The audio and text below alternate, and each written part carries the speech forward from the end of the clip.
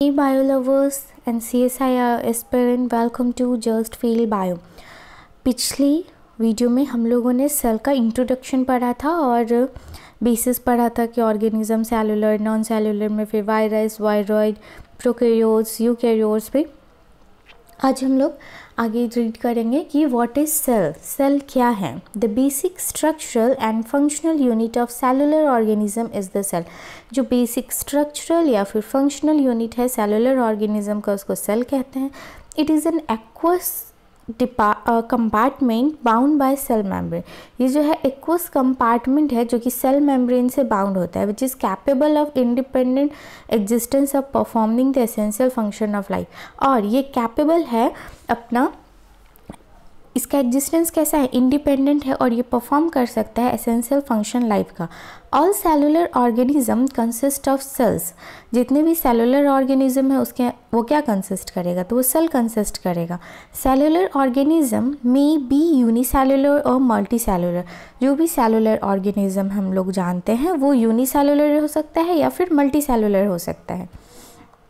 Unicellular organism are made up of one cell. जो unicellular है वो एक सेल से बना होगा। दे आर सिंपल ऑर्गेनिज्म, और काफ़ी सिंपल होते हैं क्योंकि एक ही सेल होता है। And perform all function in a single, और वो जो भी फंक्शन करते हैं वो ड्यू टू सिंगल सेल के कारण करते हैं। नेक्स्ट है most of prokaryotes are unicellular in nature. और नेचर में जो भी प्रोकैरियोट्स है वो मोस्टली यूनिसेलुलर ही है। Multi cellular organism are made up of more than one cell. और जो भी मल्टी सेलुलर ऑर्गेनिज्म है वो एक से ज़्यादा सेल से बने होते हैं। दे आर कॉम्प्लेक्स ऑर्गेनिज्म, और जो मल्टी सेलुलर ऑर्गेनिज्म है वो कॉम्प्लेक्स है and have a specific cells for specific function. और इनके पास हर स्पेसिफिक फंक्शन के लिए स्पेसिफिक सेल है। Most eukaryote organisms are multi cellular. और जितने भी यूकैरियोट ऑर्गेनिज्म होंगे वो मल्टी सेलुलर होंगे क्योंकि उनका बॉडी थोड़ा कॉम्प्लेक्स होता है। In the year 6065 Robert Hooke first discovered cell in piece of cork. 6065 में रॉबर्ट हुक ने पहली बार डिस्कवर किया किसका, तो कॉक के पीस से cell, and also coin the word cell. और उसको उन्होंने नाम दिया वर्ड सेल के नाम से।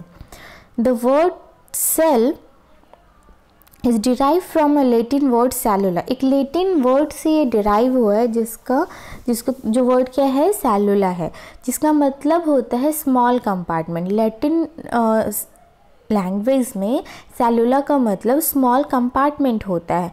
Hook published his finding in his famous work Micrographia. Actually Hooke only observe cell wall because कॉक सेल आर डेड। तो बोल रहा है हुक जो है इस चीज़ के बारे में पब्लिश किया अपनी कौन सी किताब में, तो माइक्रोग्राफिया बुक में। एक्चुअली हुक जो थे ओनली ऑब्जर्व किए सेल वॉल को क्योंकि कॉक सेल तो डेड थे और विदाउट साइटोप्लाज्मिक कंटेंट थे। Then Anton von Leeuwenhoek was the first person who observe living cell. अभी तक कोई लिविंग सेल को नहीं डिस्कवर्ड किया था, लेकिन एंटन वॉन ल्यूवेनहॉक जो है वो फर्स्ट टाइम लिविंग सेल को डिस्कवर्ड किए। ओके, अंडर अ माइक्रोस्कोप, क्योंकि उस टाइम माइक्रोस्कोप भी आ गया था। एंड नेम देम, और इन्होंने उनको नाम दिया एनिमल्क्यूलिस, मीनिंग लिटिल एनिमल। और इसका मतलब क्या होता है, little animal. On the basis of the internal architecture all cells can be subdivided into two major classes. जितने भी सेल्स हैं वो दो मेजर क्लासेस में डिवाइड होते हैं, prokaryotic cell and eukaryotic cells. Cells that have unit membrane bound nuclei are called eukaryotes. जिसके पास न्यूक्लियाई होगा मेम्ब्रेन बाउंड वो यूकैरियोट होगा। और where is cell that lack a membrane bound nucleus are called prokaryotic cell.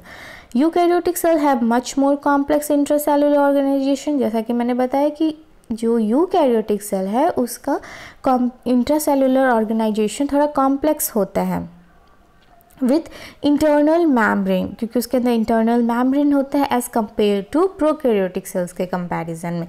Besides the nucleus the eukaryotic cell have other nucleus के beside बोल रहा है, जो यूकैरियोट न्यूक्लियस के साथ साथ जो है इसके पास कुछ अदर भी मेम्ब्रेन बाउंड ऑर्गेनल होता है, लिटिल ऑर्गन होता है, जैसे कि एंडोप्लाज्मिक रेटिकुलम हो गया, गल्जी कॉम्प्लेक्स हो गया, लाइसोसोम हो गया, माइटोकॉन्ड्रिया हो गया, माइक्रोबॉडीज एंड वैक्यूल्स.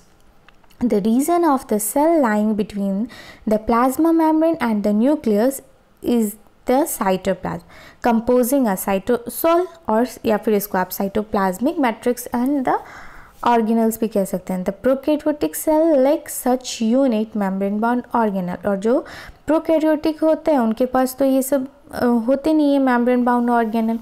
एक समरी दिखाया गया है जिसमें एनिमल सेल जिसके पास प्रोटोप्लास्ट है उसको दो भाग में डिवाइड किया गया, प्रोटोप्लाज्म एंड साइटोप्लाज्मिक इंक्लूजन्स.